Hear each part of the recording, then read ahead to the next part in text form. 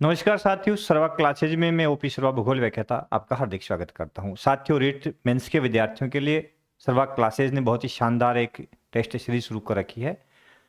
राजस्थान का ज्योग्राफी अपन विस्तार से थ्योरी के साथ भी पढ़ा रहे हैं और साथ साथ में अपनी टेस्ट सीरीज भी चल रही है। तो सभी साथी सर्वा क्लासेज यूट्यूब चैनल जो है उसको सब्सक्राइब कर लेंगे और बेल आइकन दबा लेंगे। शुरू करते हैं आज की क्लास। आज अपन खनिजों की चर्चा करेंगे इन्हीं शब्दों के साथ में कि सफलता एक दिन में नहीं मिलती, कड़ी मेहनत करनी पड़ती है। सफलता एक दिन में नहीं मिलती, कड़ी मेहनत करनी पड़ती है। मुश्किल राहों से गुजर कर मंजिल हासिल करनी पड़ती है। मुश्किल राहों से गुजर कर मंजिल हासिल करनी पड़ती है। तो अपन जिंदगी में यदि सफल होना चाहते हैं तो हमें और अधिक कठिन मेहनत करने की आवश्यकता है। साथियों, राजस्थान के अंदर जो खनिज है उनके संदर्भ में आज का अपना टॉपिक रहेगा। ठीक है, तो राजस्थान का भूगोल जिसके अंदर प्रमुख खनिज जो है उस पर अपन चर्चा करने वाले हैं और उसका भाग 3 आज अपन देखने वाले हैं। कौन सा भाग? थर्ड अपन यहाँ पे देखेंगे। तो भाग 3 अपन देखने वाले हैं। तो सभी साथी जुड़े सर्वा क्लासेस के साथ। देखते हैं पहला प्रश्न क्या कहता है। खनिजों के 2 क्लासें ऑलरेडी हमने डाल दी है पहले ही, अब ये अगली क्लास आपके समक्ष है। पहला प्रश्न आज की क्लास का आपके समक्ष आ चुका है। बड़ा शानदार प्रश्न यहां मैंने तैयार किए हैं ताकि संपूर्ण चैप्टर है वो क्लियर हो जाए, है ना। तो देखिए क्या है कि तांबड़ा की प्रमुख विशेषता कौन सी नहीं है। तांबड़ा के बारे में पूछा है, इसकी प्रमुख विशेषता कौन सी नहीं है। तो इसकी प्रमुख विशेषता निम्न में से कौन सी नहीं है। तो यह हरे रंग का होता है, बिल्कुल। इसका उपयोग आभूषण बनाने में किया जाता है, बिल्कुल। यह मखमल के समान सुंदर रत्न है, अधात्विक खनिज है, बिल्कुल सही है। और इसका उपयोग विद्युत उपकरणों में किया जाता है ना।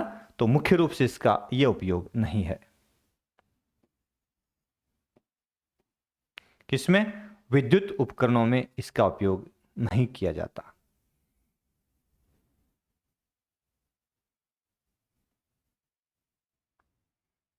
चल रही रिकॉर्डिंग? ठीक है, ठीक है ना। तो तांबड़ा जो गार्नेट है इसका मुख्य उपयोग कौन सा नहीं है।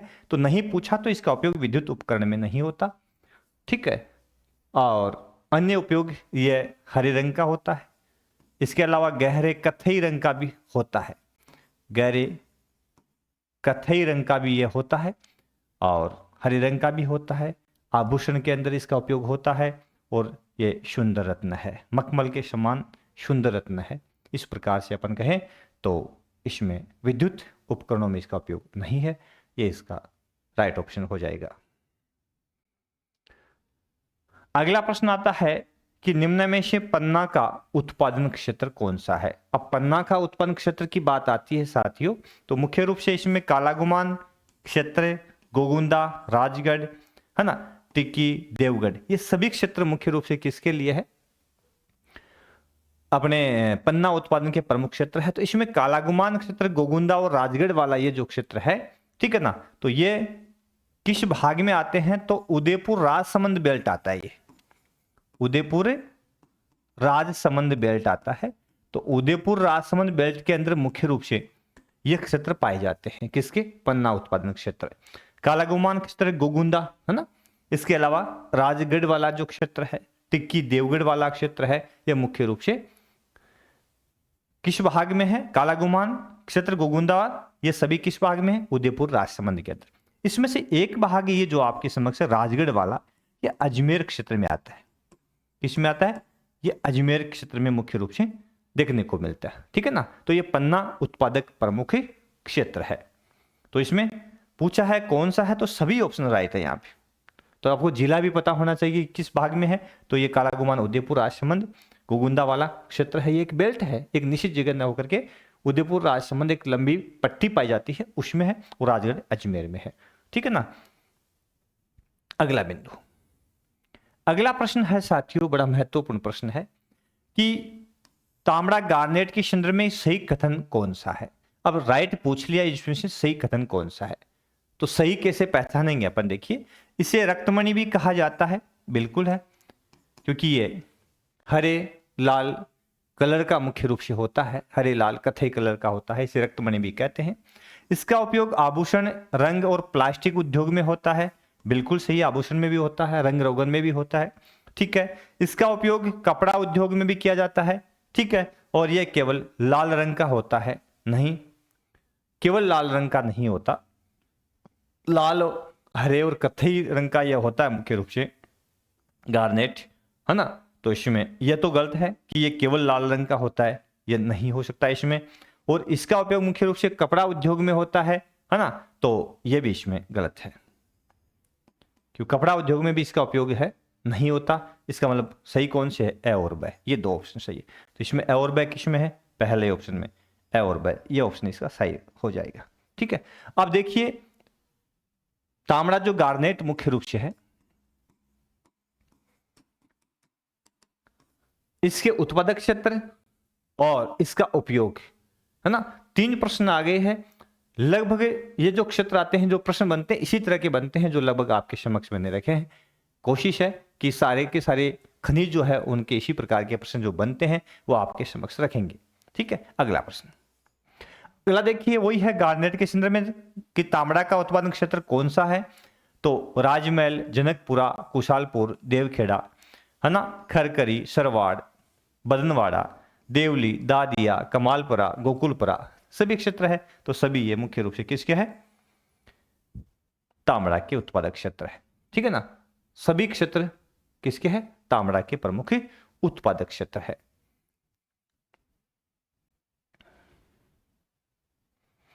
अगला प्रश्न है इसी के संबंध में, गार्नेट या तांबड़ा ये शब्द भी कई बार आ जाता है। उत्पादन क्षेत्र केशरपुरा का संबंध किसी से। अब केशरपुरा प्रमुख एक क्षेत्र है जहां पे गार्नेट प्राप्त होता है, तो चित्तौड़गढ़ जिले के अंदर ये मुख्य स्थल है ना। कहां पे है, चित्तौड़गढ़ के अंदर। तो केशरपुरा का संबंध सीधा कहां से हो जाएगा, चित्तौड़गढ़ से। ठीक है, अगला देखो, अगला है राजस्थान के अंदर हीरा कहां कहां प्राप्त होता है मुख्य रूप से, है ना। तो राजस्थान के अंदर जब हीरे की बात आती है, हीरा वो फिल्मों वाला नहीं, है ना, एक महत्वपूर्ण बहुमूल्य धातु, बहुमूल्य खनिज, अधात्विक खनिज। तो मुख्य रूप से जो हीरा है वो कहां का प्राप्त होता है, तो बाड़मेर, प्रतापगढ़, ये दोनों या इनमें से कोई नहीं। तो मुख्य रूप से हीरा जो है बाड़मेर के अंदर, कहां प्राप्त होता है, बाड़मेर के अंदर। अब यहां पे मुख्य रूप से सेलें जो पाई जाती है, मालानी रायोलाइट प्रकार की सेलें मिलती है, मालानी रायोलाइट प्रकार की सेलें मिलती है। उन सेलों के अंदर मुख्य रूप से ये हीरा प्राप्त होता है। किस रूप में मिलता है, तो ये पायरोराइट खनिज के रूप में उपलब्ध होता है और उसी से ये हीरे की प्राप्ति होती है। तो मालानी रायोलाइट सेलों से, पूछ ले किन सेलों से, तो मालानी रायोलाइट सेलों से हीरे की प्राप्ति होती है ना। इन सेलों से मुख्य रूप से ये प्राप्त होता है, कहां पे, बाड़मेर के अंदर। ठीक है, और मुख्य रूप से इसका स्वरूप है, किस तत्व के रूप में, किस खनिज के रूप में यह प्राप्त होता है, तो पायरोराइट जो खनिज है उस रूप में। ठीक है ना, तो इसमें बाड़मेर अपना सही हो जाएगा। अगला है हीरा किन सेलों में प्राप्त होता है। तो अब देखिए यहां जो सेल का प्रकार पूछ लिया, आग्नेय सेल का कौन सा प्रकार, हालांकि ये चारों सेल जो मुख्य रूप से आग्नेय है, चारों सेल कौन सी है साथियों, आग्नेय सेल का प्रकार है। अब इन चारों में से मुख्य रूप से किस सेल के अंदर अपने हीरा प्राप्त होता है, तो उसके लिए जो महत्वपूर्ण है वो है सिल और डाइक। ये दोनों राइट है, ए और ब। तो इसमें 2 नंबर ऑप्शन राइट हो जाएगा, ए और ब। सिल और डाइक जो है उसके अंदर मुख्य रूप से सिल और डाइक, यदि मैग्मा इस प्रकार से एक दीवार भीतिनुमा इस प्रकार से मैग्मा जमा हो जाता ना जमीन के अंदर, तो इसको अपन डाइक बोलते हैं। इस तरह की संरचना डाइक कहलाती है। और धरातल के अंदर मैग्मा एक इस प्रकार से पट्टी के रूप में, तस्त्री की पट्टी के रूप में जमा हो जाता है, इसको सिल कहा जाता है। जब ये पट्टी मोटी है तब तो सिल कहलाती है, और जब ये पतली होती है तब सीट कहलाती है। पतली सीट कहलाती है, थोड़ी सी मोटी है तो सिल कहलाती है। ठीक है, तो सिल और डाइक के अंदर मुख्य रूप से हीरे पाए जाते हैं।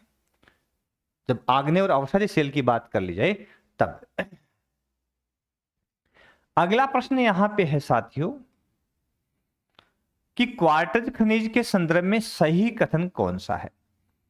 क्वार्टज के संदर्भ में सही कथन कौन सा है, तो देखिए ये पेग्मेटाइट सेलों में पाया जाता है, बिल्कुल सही है, पेग्मेटाइट में ही मिलता है। ठीक है, तो पेग्मेटाइट सेलों में क्वार्टज मिलता है, बिल्कुल सही है। इसका उपयोग सिरेमिक उद्योग में और इलेक्ट्रॉनिक्स उद्योग में किया जाता है, रंग रोगन में किया जाता है ना। तो बिल्कुल राइट है कि सिरेमिक उद्योग और इलेक्ट्रॉनिक रंग रोगन वाले जो उद्योग है उनमें भी इसका उपयोग किया जाता है। इसके भंडार अजमेर, टोंक और पाली के अंदर है, बिल्कुल सही है। इसका मतलब इसमें सभी कथन सत्य है। यानी क्वार्टज सेलें कहां कहां मिलती है, तो अजमेर, टोंक और पाली, तीनों जिले इसमें सही है। और बाकी इसकी विशेषताएं जो है वो भी सही है, क्योंकि ये पेग्मेटाइट सेलों में प्राप्त होता है और इसका उपयोग सिरेमिक उद्योग और इलेक्ट्रॉनिक उद्योग में किया जाता है। तो ये सभी ऑप्शन इसके सही है। इसका मतलब इसका द यहां पे सही हो जाएगा। अगला देखो, अगला प्रश्न बनता है कि सुलेमानी पत्थर का के संदर्भ में सही कथन कौन सा नहीं है। तो सुलेमानी पत्थर के संदर्भ में सही कथन कौन सा नहीं है, जिसको अकीक या गोमेद भी कहा जाता है, बिल्कुल राइट है। सुलेमानी पत्थर को अकीक भी कहते हैं और गोमेद भी कहते हैं, दो नाम इसके हैं, अकीक भी है और गोमेद भी है। इसके उत्पादन में राजस्थान का एकाधिकार है, क्योंकि राजस्थान के अंदर लगभग 95% यही सॉरी माफ कीजिएगा यही प्राप्त होता है। तो 95% अपने यहां प्राप्त होता है, इसलिए बिल्कुल राइट बात है। ठीक है, इसके भंडार झालावाड़, चित्तौड़गढ़, बांसवाड़ा, कोटा आदि में पाए जाते हैं। तो झालावाड़, बांसवाड़ा, चित्तौड़गढ़ और कोटा जो जिले हैं मुख्य रूप से, ये सुलेमान पत्थर अकीक के लिए महत्वपूर्ण है। इसका मतलब इसमें भी सभी कथन सही है। अब पूछा है कौन सा सही नहीं है ना। तो ये तो थोड़ा सा इसमें सभी कथन सत्य ऐसा करना था, इसमें से निम्न में सुलेमानी पत्थर के संदर्भ में सही कथन कौन सा है ऐसा था, तो सभी सही है ऐसे बन जाता है ये प्रश्न। ठीक है, कोई बात नहीं, टाइपिंग मिस्टेक भी हो जाती है कई बार टाइप करने वाले मेरे साथी जो है ना। अगला है बलुआ पत्थर, बलुआ पत्थर ठीक है के संदर्भ में सही कथन कौन सा है। अब सही पूछ लिया बलुआ पत्थर के संदर्भ में। अब इसमें देखिए यह 90% राजस्थान में मिलता है, बिल्कुल सही बात है कि 90% बलुए पत्थर है जो है उसके निक्षेप राजस्थान के अंदर है। सफेद बलुआ पत्थर जोधपुर में पाया जाता है, काला बलुआ पत्थर भीलवाड़ा के अंदर है, बिल्कुल राइट है ना। लाल बलुआ पत्थर करौली साइड में है, करौली सवाई माधोपुर की ओर आप जाएंगे ना तो वहां पे लाल बलुआ पत्थर की आपको डिजाइन की मूर्तियां वगैरह है आपको मिलेगी, है ना। तो बिल्कुल सही है। इसका मतलब इसके संदर्भ में भी सभी कथन सत्य है। अब उद्देश्य यहां पे है, कंफ्यूज में नहीं डालना साथियों, मैं सभी कथन सत्य है इसकी विशेषताएं दे रहा हूं। इसका उद्देश्य क्या है कि आपको जो प्रश्न है वो क्लियर हो जाए, याद करना है यहाँ पे, कंफ्यूज में नहीं डालना करके अपन यहाँ पे याद कर लें। फिर आगे जो टेस्ट सीरीज आएगी परीक्षा के आसपास में तब हम इनको थोड़ा और गहराई से देखें, है ना। ऐसे प्रश्न बनाएंगे जो मुख्य रूप से विगत परीक्षाओं में पूछे गए हों, साथ साथ में गहराई से थोड़े इंटरनल हो प्रश्न, है ना, थोड़े इजी वे के नहीं हो। तो यहाँ अपने को याद करना है खनिजों के संदर्भ, क्योंकि खनिजों को याद करना थोड़ा सा हार्ड होता है।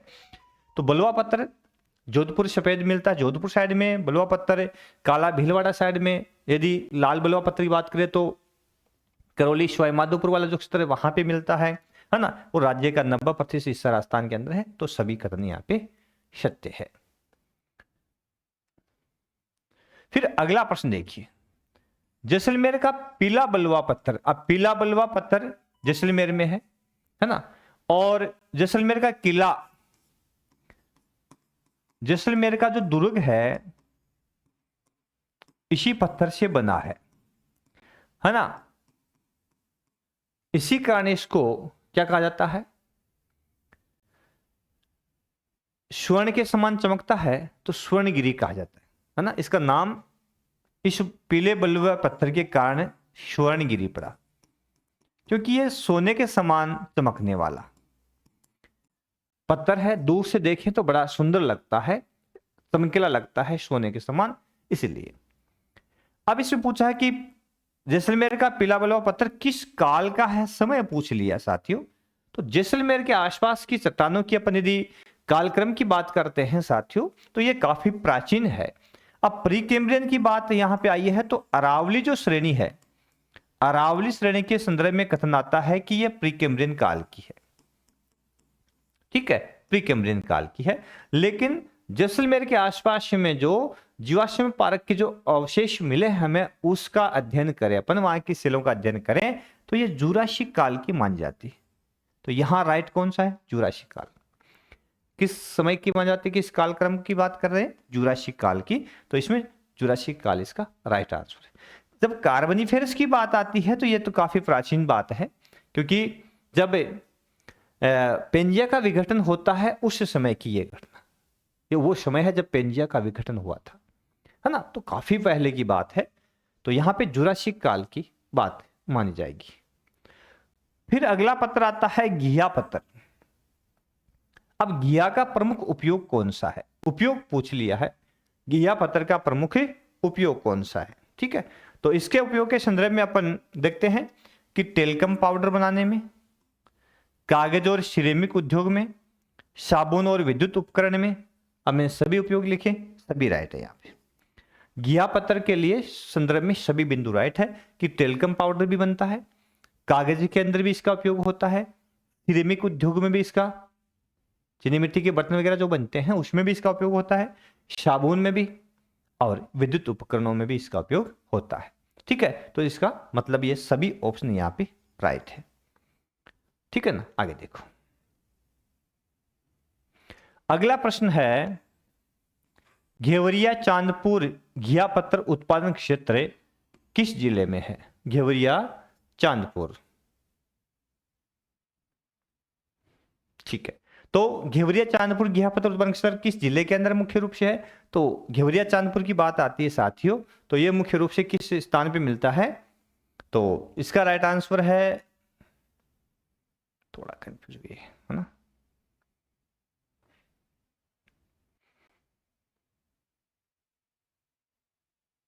ठीक है। तो ये मुख्य रूप से कहां पे है? भीलवाड़ा जिले में है। हाँ, कंफर्म हो गया। तो ये किस जिले के अंदर है? मुख्य रूप से घेवरिया चांदपुर जो है ये किससे संबंधित है? घिया पत्थर के उत्पादन क्षेत्र से संबंधित है, और मुख्य रूप से किस जिले में है? भीलवाड़ा के अंदर। ठीक है ना, तो याद रखिएगा घेवरिया चांदपुर संबंध भीलवाड़ा से। फिर अगला प्रश्न आता है कि मकराना क्षेत्र। अब ये मकराना मुख्य रूप से नागौर जिले के अंदर है, ठीक है, लेकिन वर्तमान जिला कौन सा हो गया है? कुचामन डीडवाना। कुचामन के पास में, तो वर्तमान नया जिला कौन सा हो गया? कुचामन डीडवाना। और ये भाग किसके लिए जाना जाता है? तो ये सफेद संगमरमर के लिए जाना जाता है।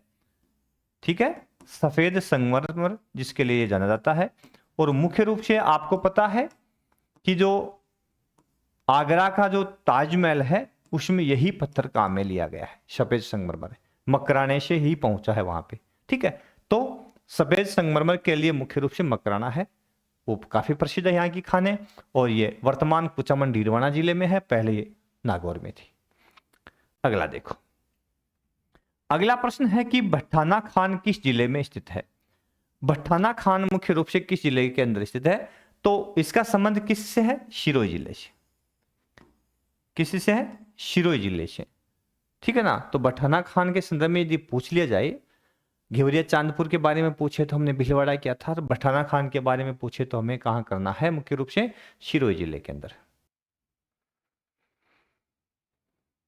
चलो ठीक है, तो इसमें भट्टाना खान की बात अपन कर रहे थे मुख्य रूप से, तो ये किसके लिए प्रसिद्ध है? तो शिरोई जिले के अंदर संगमरमर के लिए प्रसिद्ध है। किसके लिए प्रसिद्ध है? संगमरमर के लिए। ये भी पूछ ले साथ में, तो ये भी आप मेमोराइज कर ले।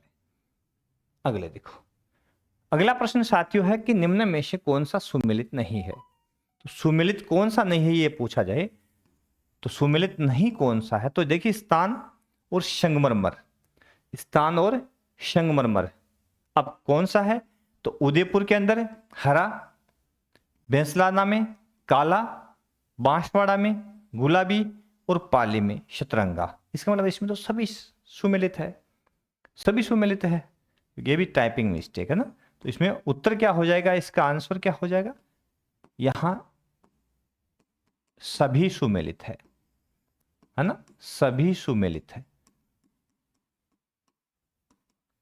ठीक है, ये हो जाएगा क्योंकि उदयपुर हरा संगमरमर, बेंसलाना काला संगमरमर, बांसवाड़ा गुलाबी और पाली शतरंगा इनके लिए प्रसिद्ध है मुख्य रूप से। तो यहाँ पे सभी सुमेलित है। अगला प्रश्न आता है ग्रेनाइट के संदर्भ में। ग्रेनाइट सिटी के नाम से किसे जाना जाता है?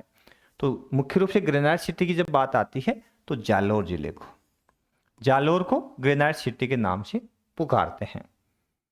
ठीक है ना। अगला देखो, अगला प्रश्न साथियों बड़ा महत्वपूर्ण है। क्या है कि स्लेट पत्थर, अब स्लेट किस राज्य में सर्वाधिक पाया जाता है या राज्य के किस भाग में है?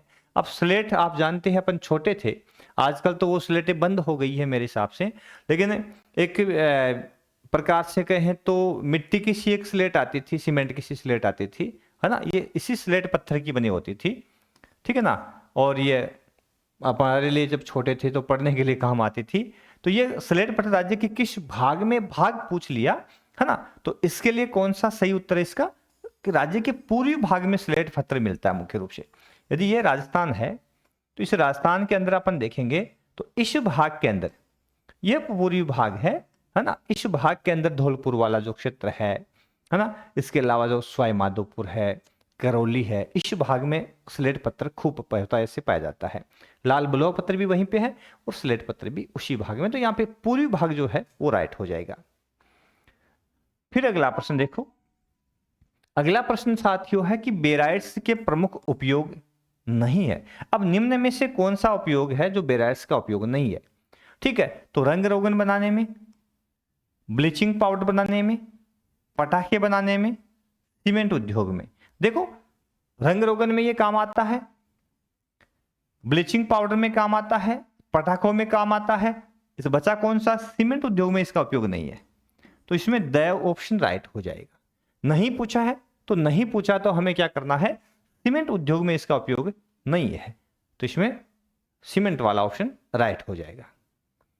फिर अगला प्रश्न है कि बेराइट के संदर्भ में सही कथन कौन सा है? अब कौन सा सही कथन ये पूछ लिया, तो ये अधात्विक खनिज है, बिल्कुल ये अधात्विक खनिज है, सही बात है। ये लाल हरे रंग का होता है, बिल्कुल सही, लाल हरे रंग का होता है। यह अधिकतर दरारों में पाया जाता है, यह भी सही है।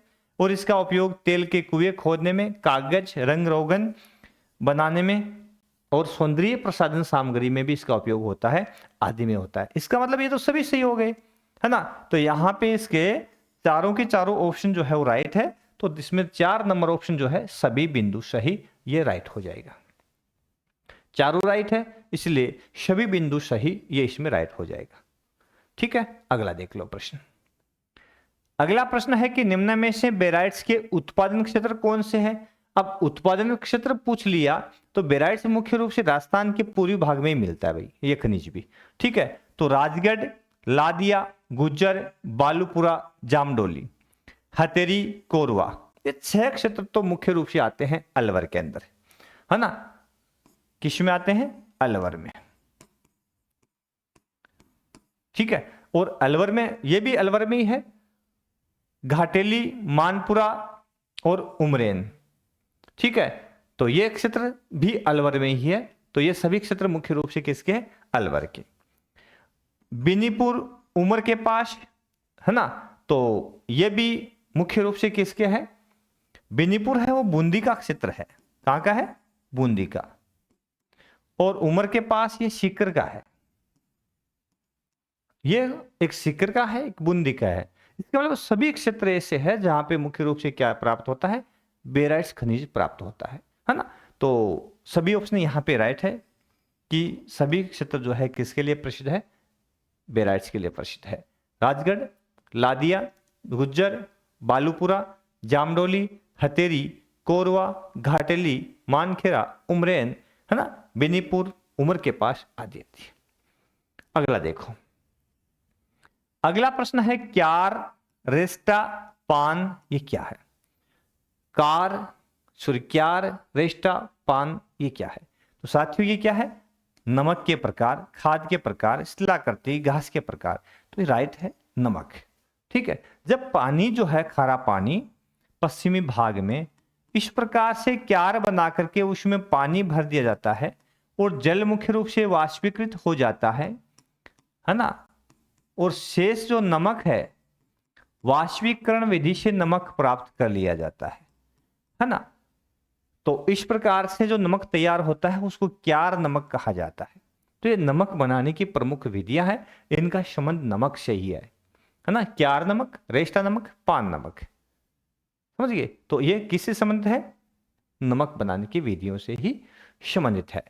रेस्ता कैसे बनता है? जैसे पश्चिम से हवा चलती है और एक झील के पूर्वी किनारे पर इस यहां जो नमक के अणु इकट्ठा होते हैं पूर्वी भाग पर, पूर्वी किनारे नमक के जो कण इकट्ठा होते हैं वो मुख्य रूप से वो नमक किस रूप से मानते हैं, किस रूप से जाना जाता है? रेस्ता नमक के नाम से पुकारते हैं। ठीक है, और झील के लगभग 5 से 6 मीटर नीचे है ना, और वहां से एक प्रकार से कहें तो पाइपलाइन के माध्यम से जल को साइड में निकाल करके और नमक प्राप्त करने की विधि पान कहलाती है। विस्तार से कभी चर्चा इसकी भी करेंगे। ठीक है, आगे देखो अगला प्रश्न कौन सा है मेरे दोस्तों। अगला प्रश्न है कि राजस्थान में निम्न में से नमक उत्पादन की झील कौन सी है। तो हालांकि कौन सी नहीं है पूछा है कि नमक उत्पादन की झील कौन सी नहीं है।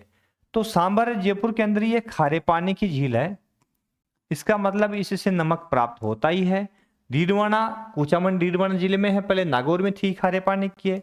लूणकरणसर बीकानेर की है, खारे पानी की है। पुष्कर अजमेर की है, और ये मीठे पानी की झील है।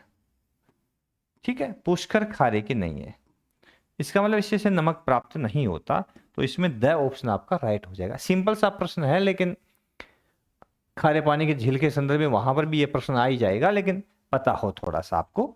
भारत में सर्वाधिक नमक किस झील से प्राप्त होता है? भारत में सर्वाधिक नमक, तो आपको पता है सांबर झील जो है उसमें सर्वाधिक नमक प्राप्त होता है भारत को।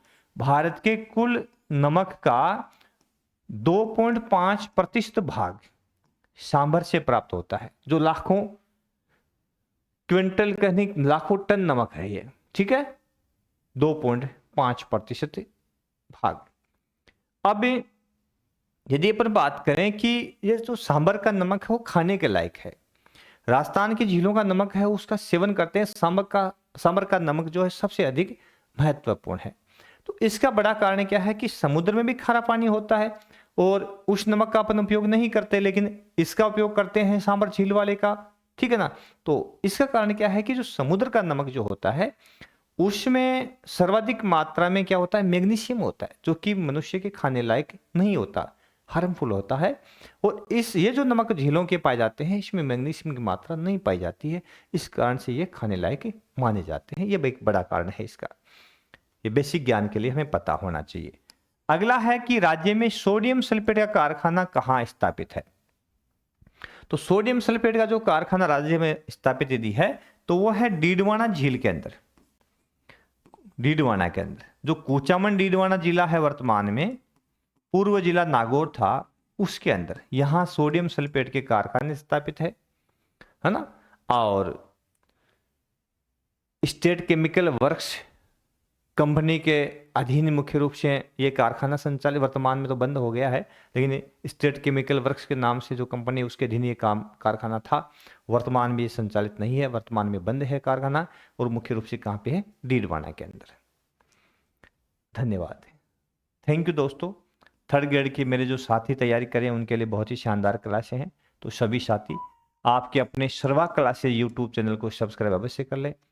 ज्योग्राफी का संपूर्ण सिलेबस अपन ने अपने खुद का एप्लीकेशन उस पर हम डाल रहे हैं बारी बारी से, तो सभी साथी सर्वा क्लासेस एप्लीकेशन को डाउनलोड कर लें और वहाँ से मोबाइल नंबर के साथ में लॉगिन हो जाएं, ताकि आपको बहुत महत्वपूर्ण जानकारियाँ, शानदार सिलेबस और शानदार क्लासें मिल जाए।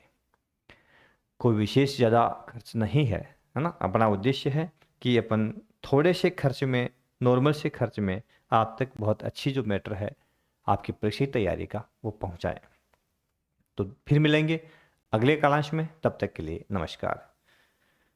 जय हिंद, जय भारत। इन्हीं शब्दों के साथ हर सुबह नई उम्मीद लेकर, हर सुबह नई उम्मीद लेकर एक नई कोशिश करनी पड़ती है। सपने आसानी से सच नहीं होते दोस्तों, सपने आसानी से सच नहीं होते दोस्तों। हमें एक लंबी जंग लड़नी पड़ती है, हमें एक लंबी जंग लड़नी पड़ती है, तब जाकर के अपने सपने जो है वो सच होते हैं। धन्यवाद।